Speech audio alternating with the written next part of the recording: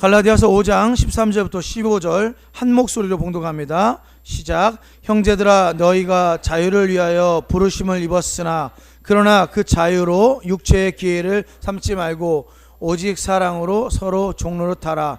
온 율법은 내 이웃 사랑하기를 내 자신같이 하라 하신 한 말씀에서 이루어졌나니 만일 서로 물고 먹으면 피차 멸망할까 조심하라. 오늘 본문을 살피기 전에 두 가지 정도를 말씀드리고 살펴보고자 합니다. 첫 번째는 바울 서신의 특징입니다. 바울 서신의 특징은 보통 바울 서신은 이렇게 어떤 구조가 되어 있어요. 무엇이냐면 전반부에서는 교리적인 이야기를 합니다. 전반부에서는 교리적인 이야기를 합니다. 그리고는 후반부에서는 어떤 적용, 말씀에 대한 적용, 생활, 삶에 대한 이야기를 합니다. 그러니까 전반부와 후반부가 나눠져 있다. 전반부는 교리적인 이야기를 하고 있고 후반부에서는 어떤 삶의 적용적인 부분을 이야기하고 있다. 저번 주까지 5장 12절을 나눴네요. 스스로 배워버리라는 말씀으로 저번 주까지 5장 12절까지 말씀을 나눴는데 5장 12절까지의 내용은 어떤 교리적인 이야기다, 이렇게 정리할 수가 있어요. 그럼 5장 13절부터 무슨 내용이냐? 삶에 대한 이야기다, 적용에 관한 이야기다, 이렇게 살펴볼 수가 있습니다. 오늘부터 나오는 본문이 적용에 관한 이야기다, 이렇게 아시면 좀 더 도움이 될 것 같습니다. 또 하나는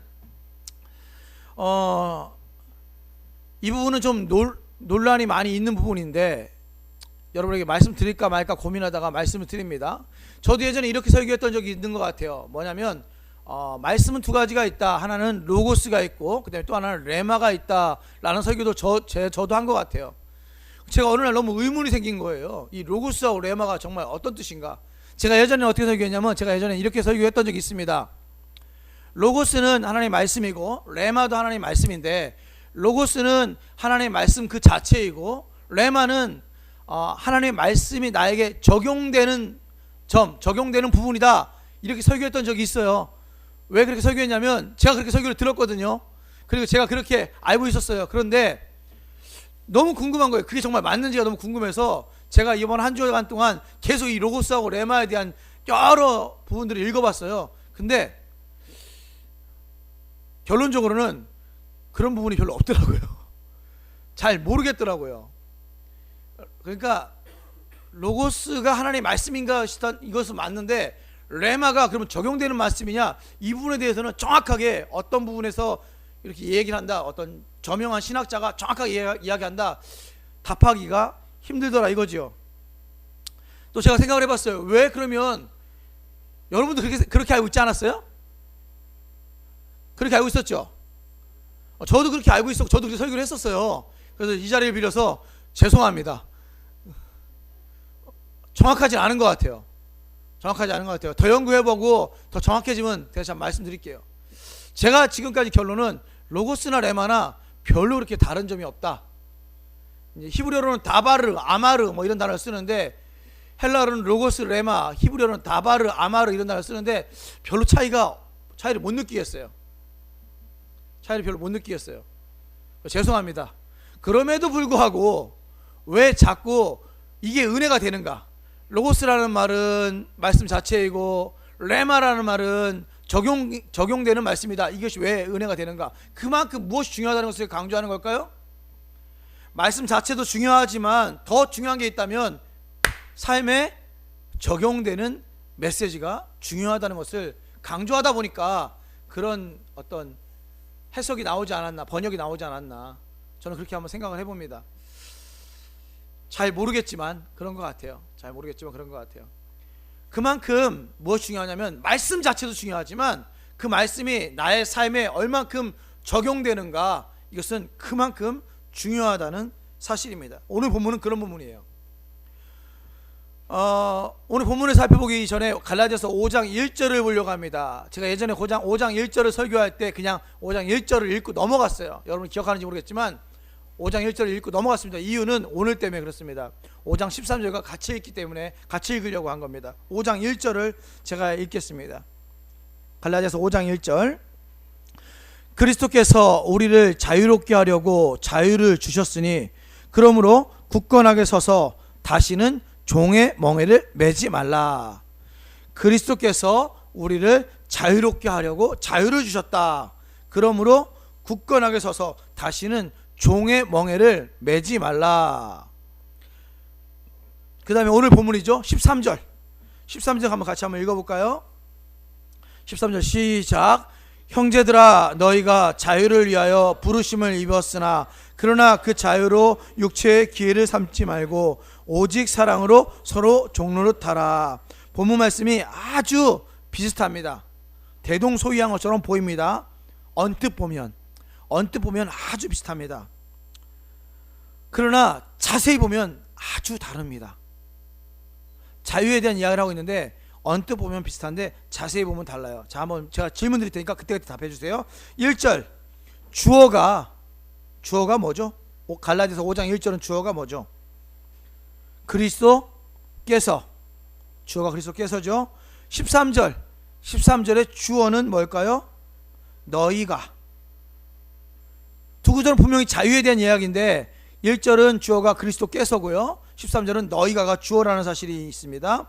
그 다음에 1절은 자세히 보면 자유에 대한 초점이 그리스도께 있으니까 자유에 대한 초점이 주님의 사역에 있어요. 자유라는 것은 주님께서 하시는 것이다. 여기 초점이 있어요. 그럼 13절은요. 주어가 너희잖아요.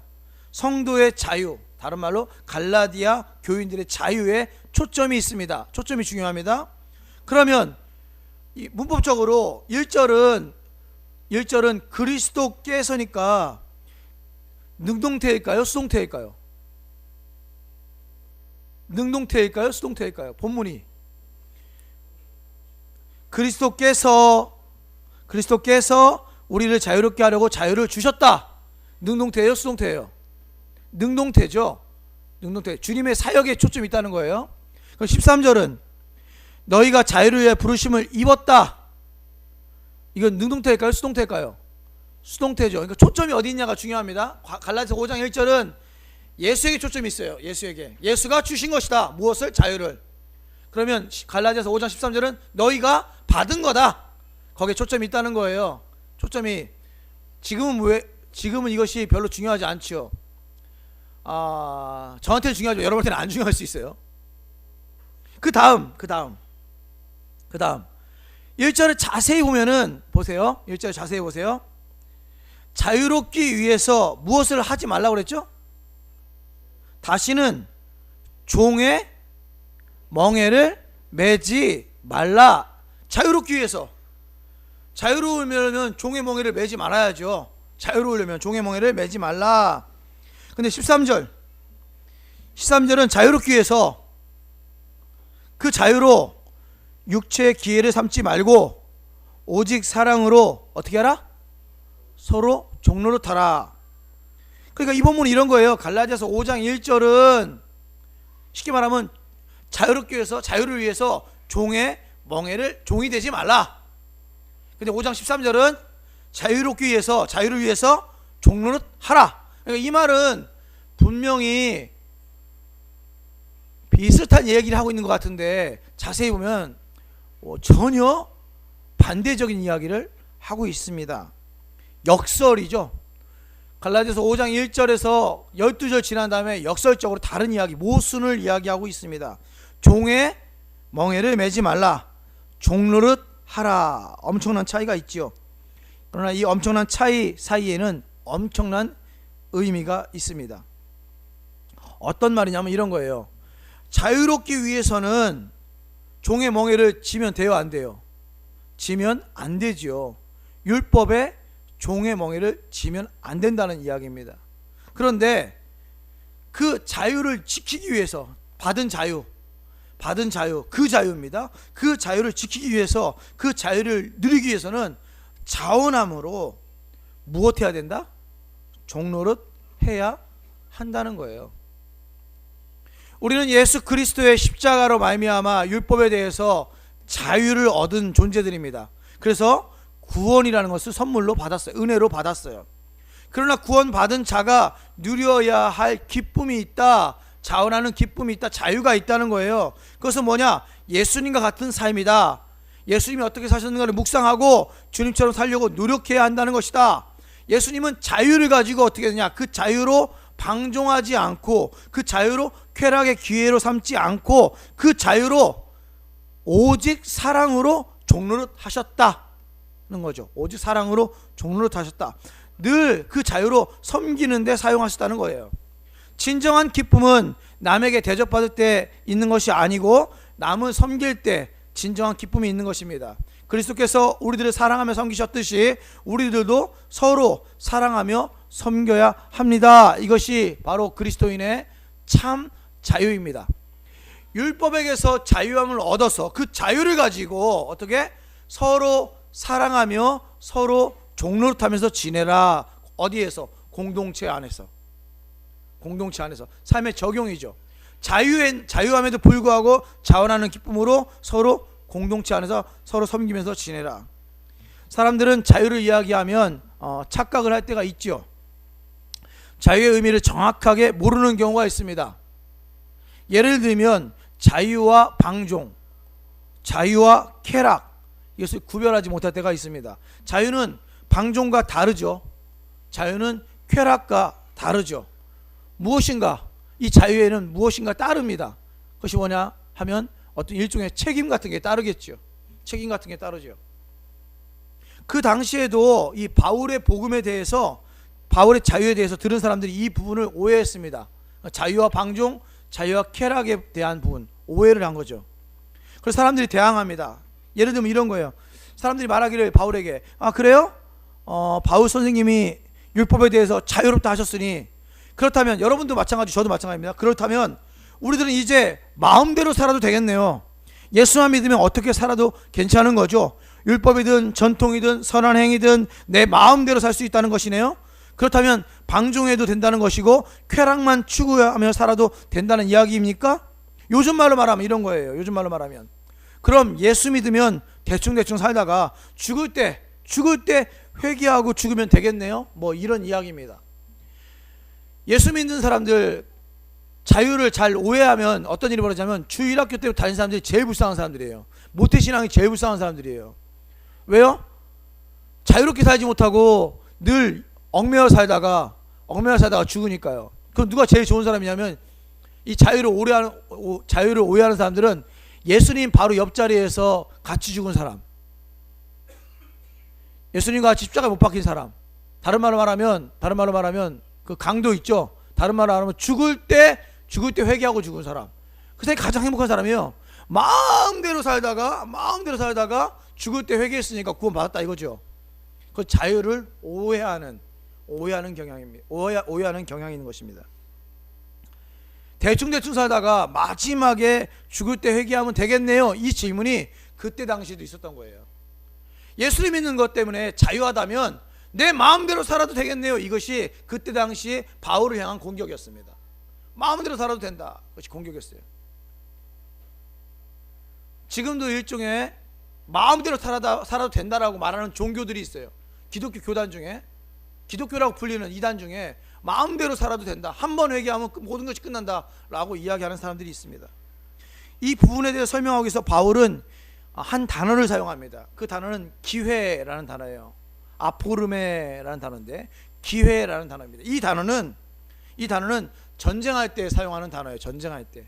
예를 들면 여러분 혹시 그 반지의 제왕이란 영화 보셨습니까? 반지의 제왕이라는 영화 보면은 제일 처음에 반지 원정대가 있죠. 이 반지를 찾기 위해서 원정대가 떠나기 전에, 모험을 떠나기 전에 그들이 모여 있어요. 그래서 뭐라고 하냐? 아포르메라고 얘기해요. 그들이 모여 있는 것, 원정을 떠나기 전에 모여 있는 것, 기점, 시작점입니다. 여러분 혹시 요즘 영화 중에 드라마 중에 육룡이 나르샤라는 거 보십니까? 육룡이 나르샤에 보면은 함주가 뭐죠? 진체라고 하죠. 혁명의 진체, 처음 시작점, 혁명의 작전 기지. 그것을 뭐 우리가 스타크래프트를 할 때는 코맨드 센터, 본부예요. 본부. 그 본부를 뭐라 합니까? 기지, 작전 기지, 본부, 모험의 시작점. 그것을 뭐라 하냐? 아포름의 기회다, 이렇게 얘기합니다. 기회. 왜 이 기회라는 단어가 여기에 쓰였는지를 알면은 참 하나님은 바울이 얼마나 똑똑한지를 알 수 있어요. 바울이 하나님 말씀으로 이것을 기록할 때 얼마나 이게 한 단어를 쓸 때 이 의미가 있는지를 알 수 있어요. 예를 들면 이런 거예요. 육체라는 게 있어요. 육체. 원어는 사르스라고 하는데 육체라는 것이 늘 죄를 지을 수 있는, 죄를 지으려고 하는 본성이 있습니다. TV를 보고 있으면 예쁜 여자가 나오면 제 마음은 마음이 아니라 제 육체가, 제가 벌써 그때부터 죄를 지으려고 모든 준비를 완벽하게 갖추고 있다는 거죠. 완벽하게. 근데 그게 거기에 본부가 생성되는 거예요. 전초 기지가 만들어지는 거죠. 그게 뭐냐? 근거가 필요한 거죠. 그 근거가 뭐냐? 너희는 자유롭다라는 거예요. 너희는 율법으로 자유롭게 됐다라는 그게 그 본문, 하나님의 말씀이 내 마음에, 육체의 기지 안에, 다른 말로 하면 기회로 들어와서 그것이 탁 또아리를 트는 거예요. 마치 뱀이 또아리를 트듯이 내 안에 딱 들어온다는 거예요. 기회로 삼는다. 육체의 기회로 삼는다는 것은 바로 그겁니다. 너가 그렇게 말하지 않았냐? 복음으로 말미암아 너희가 자유롭게 된다고 하지 않았냐? 그 자유로움이라는 것이 내 안으로 탁 들어와서 에이 좀 어때? 다른 말로 하면 죄 좀 지으면 어때? 그럼 어떻게 하면 돼요? 죄 좀 지으면 회개하면 되지.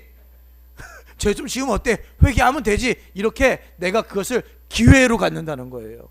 그런 다음에 최선을 다해서 이제 죄의 모험을 떠나게 되고 전쟁을, 내가 담대하게 전쟁을 하게 되는 거죠. 그것을 뭐라 하냐? 육체의 기회로 삼는다, 이렇게 표현을 합니다. 그러나 성경은 뭐라고 합니까? 그 자유로 육체의 기회를 삼지 말라, 그렇게 하면 안 된다. 이것이 너희의 핑계거리, 변명거리가 되어서는 안 된다. 그 기회가 되면 안 된다. 바울이 말한 자유는 그렇지 않다는 거예요. 그 자유로 말미암아 육체의 기회, 죄의 기회를 줘서는 안 된다, 이렇게 얘기합니다. 즉 자유를 오해해서 육체의 기회, 다른 말로 하는 나쁜 일을 하는 전초기지로 사용하면 안 된다는 말입니다. 사람들은 이제 그리스도를 믿음으로 내가 자유롭게 됐으니까 내 마음대로 살아도 되겠구나 라고 생각할 수 있는데, 바울은 그렇게 하면 안 된다. 그럼 그 자유를 어떻게 하라고요? 자유를 얻었죠. 우리가 자유를 얻었습니다. 율법에서 자유함을 얻었어요. 하나님의 아들이 되었어요. 자유는 얻었지만 그 자유로 어떻게 해요? 육체의 기회로 삼지 말고, 오직, 이 오직도 언어로 보면은 오직도 온리가 아니에요. 벗입니다. 벗. 그러나 사랑으로 서로 종로로 타라. 어떻게? 서로 종로로 타라. 이것이 진정한 자유를 누리는 기쁨이다. 성경은 이렇게 말하고 있습니다. 이 부분을 로마서 7장 6절에는 여러분 주보에 있어요. 로마서 7장 6절에는 같이 한번 읽어볼까요? 같이 읽습니다. 7장 6절, 로마서 7장 6절 시작. 이제는 우리가 얽매였던 것에 대하여 죽었으므로 율법에서 벗어났으니 이러므로 우리가 영의 새로운 것으로 섬길 것이요 율법 조문에 묵은 것으로 아니할지니라. 율법 조문은 율법을 말합니다. 무슨 말이냐면 율법에 대해서 우리가 죽었다. 다른 말로 율법에 대해서 우리는 자유해졌다. 그러니까 이제는 영의 새로운 것, 다른 말로 성령의 명령을 지켜야 할 것이다. 뭐 이런 겁니다. 계속해서 14절을 한번 볼까요? 14절. 우리 오늘 성경 갈라디아서 5장 14절입니다. 온 율법은 다른 말로 모든 율법입니다. 온 율법은 내 이웃 사랑하기를 내 자신같이 하라 하신 한 말씀에서 이루어졌다. 예전 성경에는 내 몸같이 하라 하신 말씀에서 이루어졌다. 모든 율법은, 온 율법은 내 이웃 사랑하기를 내 자신같이 하라 하신 말씀에서 이루어졌대요.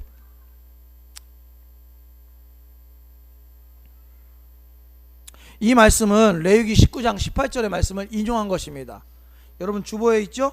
레위기 19장 18절 말씀 같이 한번 읽어볼까요? 레위기 19장 18절 같이 읽습니다. 시작. 원수를 갚지 말며 동포를 원망하지 말며 내 이웃 사랑하기를 내 자신과 같이 하라. 나는 여호와이니라. 내 자신과 같이 사랑하라. 나는 여호와이니라. 구약의 메시지, 이 메시지를 인용합니다. 그래서 뭐라고 말하니까 내 이웃을 내 자신같이 사랑하라. 예수님도 인용했었고요. 지금 바울도 인용하고 있네요. 아주 비슷한 구절이 있어요. 로마서 13장 8절부터 10절입니다. 제가 읽어드릴게요. 주보에 있어요. 로마서 13장 8절부터 10절입니다. 피차 사랑의 빚 외에는 아무에게도 아무 빚도 지지 말라. 빚을 지지 말래요. 어떤 빚을 지느냐? 사랑의 빚만 지래요. 사랑의 빚만 지랍니다. 사랑의 빚 외에는 아무에게든지 아무 빚도 지지 말라. 남을 사랑하는 자는 율법을 다 이루었느니라. 간음하지 말라, 살인하지 말라, 도둑질하지 말라, 탐내지 말라 한 것과 그 외에 다른 계명이 있을지라도 내 이웃을 내 자신과 같이 사랑하라 하신 그 말씀 가운데 다 들었느니라. 사랑은 이웃에게 악을 행하지 아니하나니 그러므로 사랑은 율법의 완성이니라. 결국은 무엇입니까? 결국 적용점에 와서 사랑을 아주 강조하면서 사랑은 율법의 완성이다. 그 중에 가장 어려운 사랑은 내 이웃을 내 자신과 같이 사랑하는 것이다. 뭐 이런 이야기인 것 같아요. 내 이웃을 내 자신같이 사랑하라. 이것이 율법의 완성이다. 읽기는 읽어서 은혜가 됩니다. 그러나 여러분 조금 비판적인 시각을 가지고 쳐다보면 좀 약간 이해가 안 되는 부분이 있어요. 한번 생각해 보세요. 바울이 지금까지 갈라디아서 5장까지 오면서 율법에 대해서 얼마나 비판적이었습니까? 그렇죠? 엄청 비판적이었잖아요. 그런데 마지막에 와서 갑자기 율법에 대해서 비판적인 시각이 아닌 엄청 받아들이는 자세를 가지고 있죠. 그리고 율법의 완성에 대해서 말하고 있어요. 왜 그럴까요? 왜 그럴까요? 이유가 있습니다. 바울은 어떻게 구원받는다고 말하고 있습니까? 바울이 말하는 지금까지 논조, 지금까지 그렇죠, 믿음이죠, 은혜죠. 믿음으로, 은혜로 구원을 받는다고 이야기를 하고 있어요. 구원은 믿음으로 받는다, 은혜로 받는다, 절대로 율법이나 할례로 받는 것이 아니다 라고 말하고 있습니다.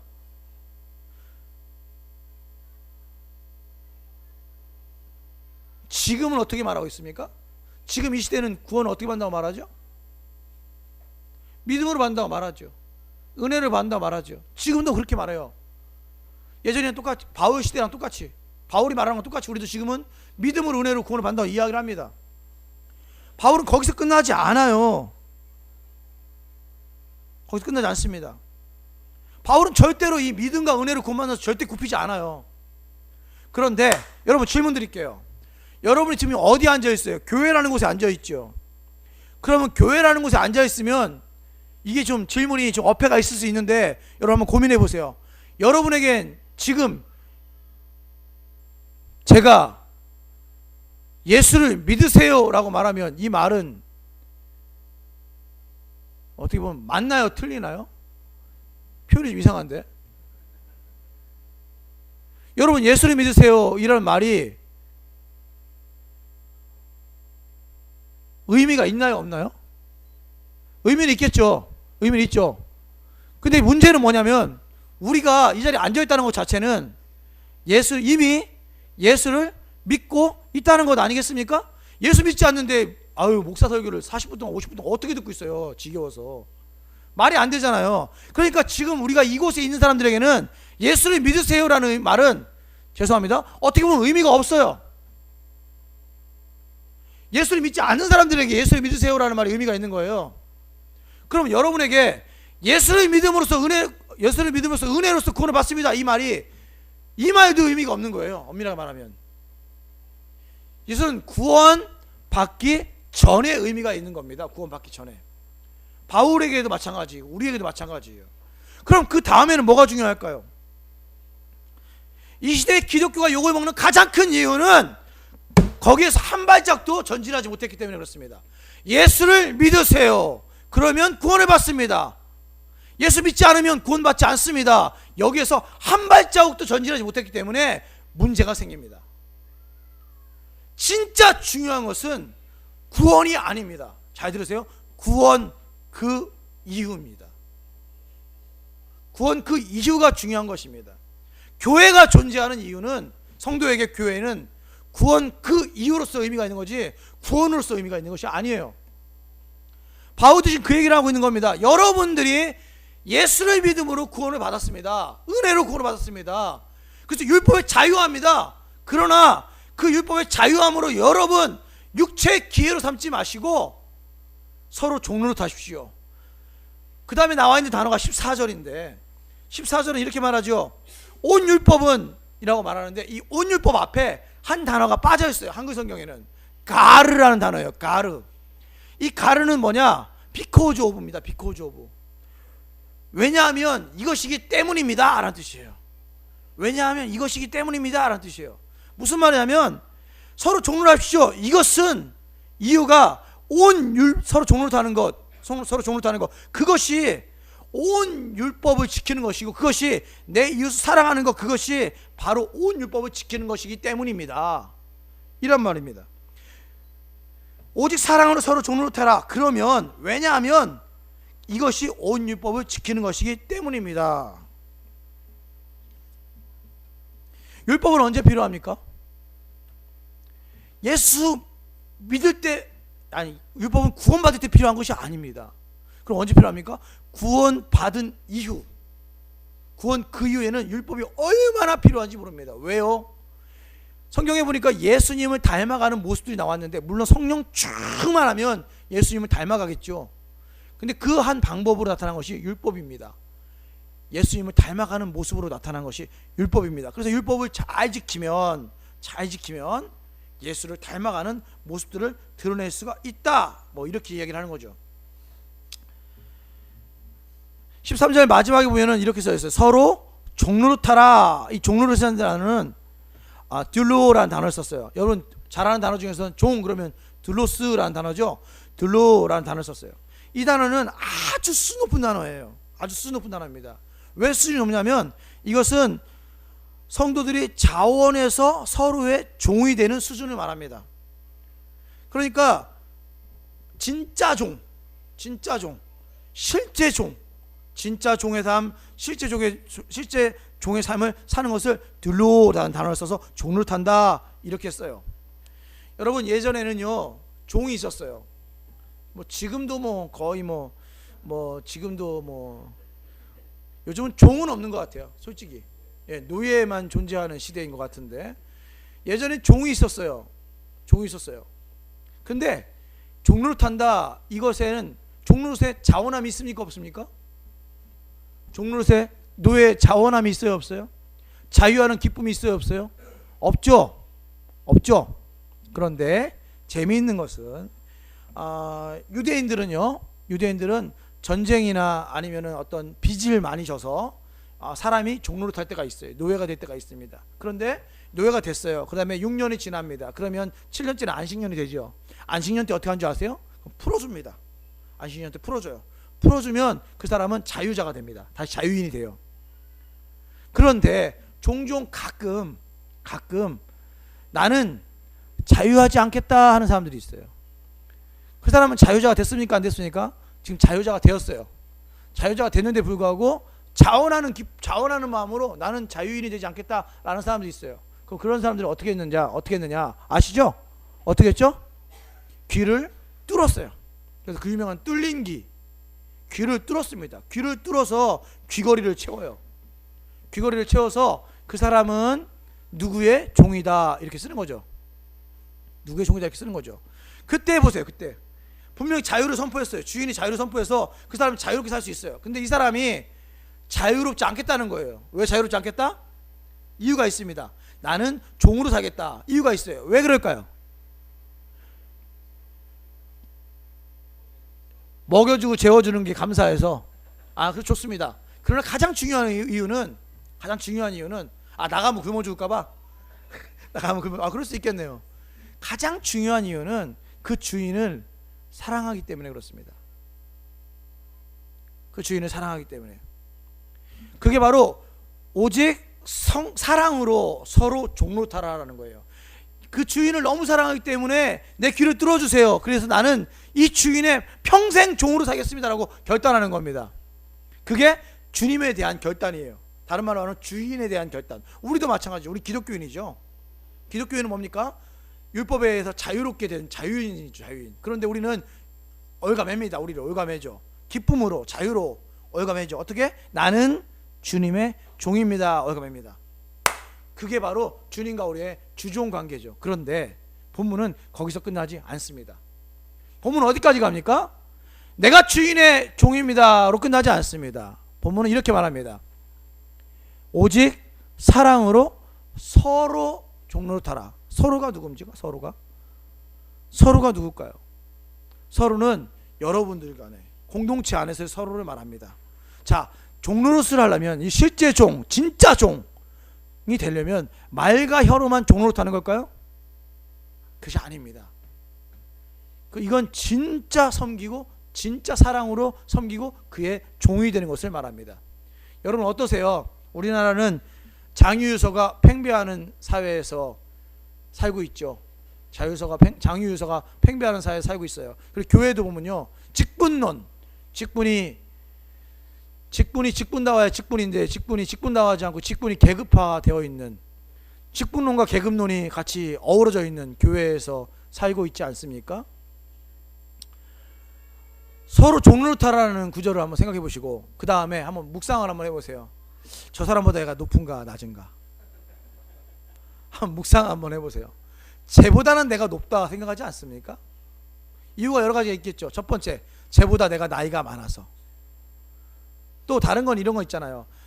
저 사람보다, 저 성도보다 내가 더 뭘 많이 해서?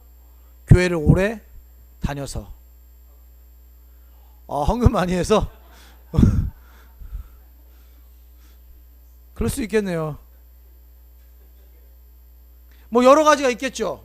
뭐 저 친구보다 제가 좀 나아서 그분의, 그 사람의, 그 성도의, 그 친구의 종이 되어야 성경적인데, 그 친구를 어느 자리에 올려놔야 되냐면 성경적으로 얘기하면 예수님의 자리, 예수님을 섬기듯이 그분을 섬기는 것을 실제 종이라고 말합니다. 그래야 되는데 내가 저 친구보다는 조금 낫기 때문에, 낫기가 아니라 낫기, 발음이 똑같아서 뭐라 표현하기는 어렵지만 시옷받침 낫기 때문에 종노릇하기가 힘들죠. 그게 실제입니다. 실제 그렇습니다. 그렇다면 어떻게 종노릇 할 수 있을까요? 기독교인의 가치, 핵심 가치, 기독교의 핵심 가치, 종노릇, 섬김, 어떻게 하면 할 수 있을까요? 여기서 중요한 것이 바로 믿음이고, 다른 말로 하면 은혜입니다. 은혜란 무엇입니까? 은혜란 가치 없는 종이의 한 어떤 돈 많은 백만장자의 서명과 같습니다. 은혜란 서명과 같다. 백만장자가 서명을 한다면 그 종이는 100만 원이 될 수 있고 1000만 원이 될 수 있고 1억이 될 수도 있습니다. 은혜도 마찬가지입니다. 어떻게 해요? 보세요. 가치 없는 종이와 같은 나의 영혼, 가치 없는 종이와 같은 나에게 하나님께서 은혜를 부어주십니다. 다른 말로 하면 하나님께서 사인을 하시는 거죠. 은혜를 부어주십니다. 그러면 나는 하나님의 아들이 돼요.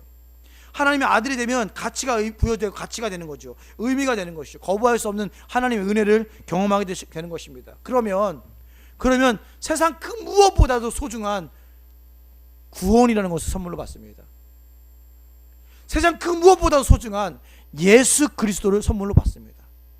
예수 그리스도를 내 가슴에 안고 구원이라는 그 놀라운 소망을 내 가슴에 안으면, 그러면 그때부터는 누구든지 그의 종이 될 수 있는 거예요. 자원하는 기쁨으로, 자유함으로 누구든지 종로를 탈 수 있는 거예요. 섬길 수가 있는 것입니다. 그것이 바로 서로 종로를 타라. 온 율법은 내 이웃을 사랑하는 여기에서 다 완성되느니라, 이렇게 말하는 표현인 것이죠.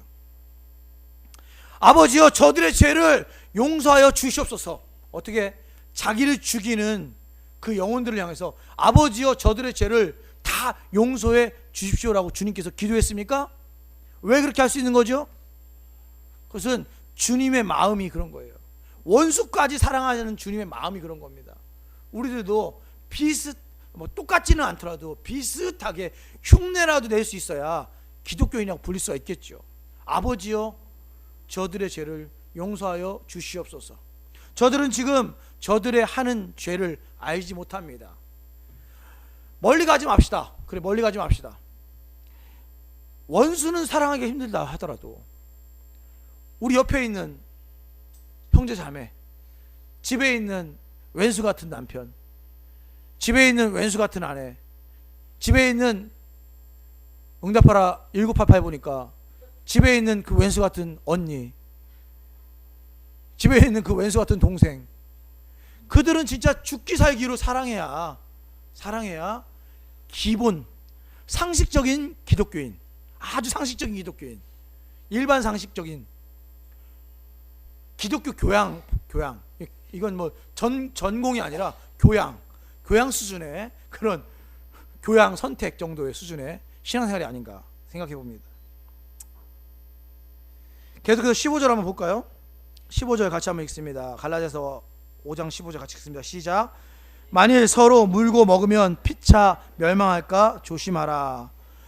만일 서로 물고 먹으면 피차 멸망할까 조심하라. 본문은 많이 순화되어서 표현되어 있습니다. 좀 리얼하게 원어를 제가 그대로 번역해서 읽어드리면 이런 거예요. 만약 너희가, 제가 주보에 써드렸어요. 너희가 서로를 물고 갈기갈기 찢어 먹으면 서로에 의해 소멸되지 않을까 조심하라. 소멸될까 조심하라. 여기서 사용된 단어들은 참 리얼한 단어들이에요. 이것은 짐승들이 싸울 때 한번 그림을 그려보세요. 예를 들면 사자와 호랑이 싸우는 일이 드물죠? 같이 있기도 힘들죠? 사자와 호랑이들이 싸울 때 그 입을 벌리고 싸우는 그 모습, 리얼한 모습을 상상하시죠. 그 모습을 그리는 거예요. 물고, 다크네테라는 단어를 써요. 물고. 이 물고는 현재 시제입니다. 물고는 현재 시제. 지금 물고 있다는 거예요. 지금 물고 있다. 현재 시제. 먹다. 발음이 어려워요. 카테스 디에테. 어려워요. 별로 관심 없습니다. 현재 시제입니다. 뭐 에테 나오는 거 보니까 다 현재 시제입니다. 근데 이것은 너희가 지금 갈기갈기 찢고 있다. 찢어 먹고 있다. 뭐 이런 뜻이에요. 찢어 먹고 있다. 지금 단어가 이런 단어입니다. 물어 뜯고 있고 찢어서 먹고 있다. 짐승들이나 야수들이 쓰는 단어를 사람들에게 썼어요. 그래서 그 사람들이 지금 어떻게 하고 있다? 뜯어 먹고 있다. 물어 뜯고 있다. 이겁니다. 현재 시제로 쓰면서 지금 그렇게 하고 있다라는 거예요. 지금 그렇게 하고 있다. 이런 표현은 14절에 말했던 사랑의 내용과는 180도 전혀 다른 행동들이죠. 그렇다면 질문 드릴게요. 지금 갈라디아 교인들은 어떻게 하고 있다는 의미일까요? 1번 서로 사랑으로 종노릇하고 있다. 2번 짐승들처럼 서로 물어뜯고 있다. 1번일까요? 2번일까요? 2번처럼 하고 있다는 겁니다. 지금 갈라디아 교인들이 2번처럼 하고 있다는 겁니다. 그래서 지금 바울은 약간 과장된 표현이지만 갈라디아 교인들이 서로를 물어뜯고 찢어먹고 있다고 말하고 있는 것입니다. 그렇게 물어뜯고 찢어먹으면 어떻게 됩니까? 15절 하반절에 보니까 피차 멸망할까 조심하라. 피차 멸망할까 조심하라. 결국에는 멸망한다. 완벽하게 멸망한다. 그러니까 그렇게 해라 하지 마라. 하지 말라. 서로 물어뜯거나 찢어먹지 말라. 이렇게 얘기합니다. 이 싸움이 갈라디아 교회에서는 아주 심했어요. 어떤 싸움이냐면 이런 싸움이에요. 다 아시는 거지만 율법주의자들은 바울이 말하는 복음, 바울이 말하는 자유를 공격합니다. 그러면서 말합니다. 그 복음대로라면 방종해도 되는가? 쾌락적인 삶을 살아도 되는가? 아무렇게나 막 살아도 되는가? 막 이렇게 바울을 따르는 무리들을 막 공격합니다. 그럼 바울을 따르는 무리들은 그렇지 않다는 거죠. 또 반박해서 서로 간의 갈등이 커지고 봉합할 수 없는 갈등이 아주 커지게 된 것입니다. 다크네테, 카테스 디에테, 아날로데테 다 전부 다 강렬하게 말합니다. 물어뜯고 찢어먹고 결국에는 망한다는 거죠. 심하게 얘기를 하고 있는, 그렇게 하지 마라. 조심하라.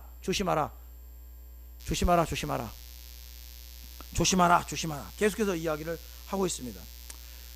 1999년에 제가 다니던 모 교회, 제가 어렸을 때 다녔던 모 교회에 심각한 일이 있었어요. 교회가 분열을 하고 싸웠습니다. 800명 다니던 교회였는데 400대 400으로 싸웠어요. 한쪽은 장로파, 또 한쪽은 목사파. 장로파와 목사파가 엄청나게 싸워서 매 주일마다 엄청 싸웠습니다. 청년들은 가운데서 바리케이트를 치고 이쪽 장로파와 목사파가 예배만 끝나면 몸싸움이 얼마나 심했는지 모릅니다. 여러분, 교회가 싸우면요 진짜 장난이 아닙니다. 교회가 싸우면 장난이 아닙니다. 서로 물어뜯고 찢어서 먹어치우는 모습을 보게 됩니다. 짐승처럼 싸웁니다. 야수처럼 싸웁니다. 그 장면을 보면서 오늘 본문을 다시 한번 묵상해 봤어요. 다크네테, 뱀처럼 물어 뜯는 거죠. 카테스에테, 찢어서 삼키는 겁니다. 찢어 먹는 겁니다. 세상에서 가장 무서운 전쟁이 뭔지 아십니까, 여러분? 종교 전쟁이라고 합니다. 세상에서 가장 무서운 분란이 뭔지 아십니까? 교회 분란입니다. 이 전쟁은요, 진짜 살벌합니다. 이 전쟁은요, 살벌한 이유가 있어요. 그 이유가 뭔지 아십니까? 신념 때문에 그렇습니다. 신념이 있어요. 확신이 있습니다. 어떤 확신, 어떤 신념이냐? 신념과 확신이기 때문에 살벌하죠. 신은 나의 편이다. 그 신념과 확신이 있는 거죠. 종교전쟁과 교회 분란이 시작되면 신앙은요 신념이 됩니다. 믿음은요 확신이 됩니다. 그래서 죽으면 죽으리라, 죽으면 죽으리라, 일사각오, 죽으면 죽으리라 일사각오의 정신으로 죽기 살기로 싸웁니다. 그러다 죽으면 순교라고 칭합니다. 상대방은 적 그리스도가 됩니다. 상대방은 적 그리스도가 돼요. 목사 집에 저는요 진짜 똥을 퍼다가 나르는 것도 봤어요. 똥을 퍼다가 문에다 쳐 바르는 거 봤어요. 다크네테, 뱀처럼 잔인하게 물어 뜯는다는 거죠. 카테스티에테, 찢어서 삼켜버린다는 것입니다. 그래서 결국은 아날로데테, 모두 멸망하게 되는 겁니다. 바울은 지금 그 부분을 이야기하고 있는 거예요. 갈라디아 교인들에게 엄중하게 경고하는 것입니다. 제가 경험했던 교회의 분란, 결국에는 교회가 둘로 갈라졌습니다. 그때 그 장면을 다시 한번 생각해보고 왜 싸웠는지를 생각해본 적이 있어요. 이번 주간 내내 생각해봤어요. 안타깝게도 그 싸움의 발단은 본질적인 부분이 아니었다는 겁니다. 비본질적인 것이었어요. 지금 이 시대에도 비본질적인 문제로 갈라지는 교회가 얼마나 많습니까? 싸우는 교회가 얼마나 많습니까? 예수님은 이 땅의 모든 교회가 하나가 되기를 원하면서 하나가 되기를, 아버지와 나처럼 교회가 하나 되기를 원합니다라고 기도했는데도 불구하고 이 예수님의 지체라고 불리는 교회가 지금은 얼마나 많이 싸우고 있습니까? 본질적인 부분이 아니라 비본질적인 문제 때문에 두렵습니다. 그 교회의 아픔, 그 아픔을 지켜만 봤던 제가 생각할 때 하나님께서 나중에 저에게 책임을 물을까 두렵습니다. 우리 교회도 마찬가지예요. 우리 교회도 하나님의 그 은혜 없으면 우리 교회도 싸웁니다. 하나님의 그 은혜 없으면, 나는 아무것도 아닙니다라는 고백 없으면 우리 교회도 싸웁니다. 내가 너보다 낫다라고 생각하면 우리 교회도 싸울 수가 있는 겁니다. 낮아져서 서로 예수님을 섬기듯이 죽게 하듯 하는 마음으로 서로 종노릇하면서 지내야 우리 교회가 싸우지 않고 행복하게 지낼 수가 있는 것이죠. 사랑하는 성도 여러분, 웬만하면 자유로 육체의 기회로 삼지 마시고 사랑함으로 서로 종노릇하십시오. 우리들은 자유인이 맞습니다. 그러나 웬만하면 그 자유로 자원함으로 서로 사랑하고 서로 종노릇하십시오. 그것이 바로 예수님께서 원하시는 신앙인의 삶, 그리스도인의 삶입니다.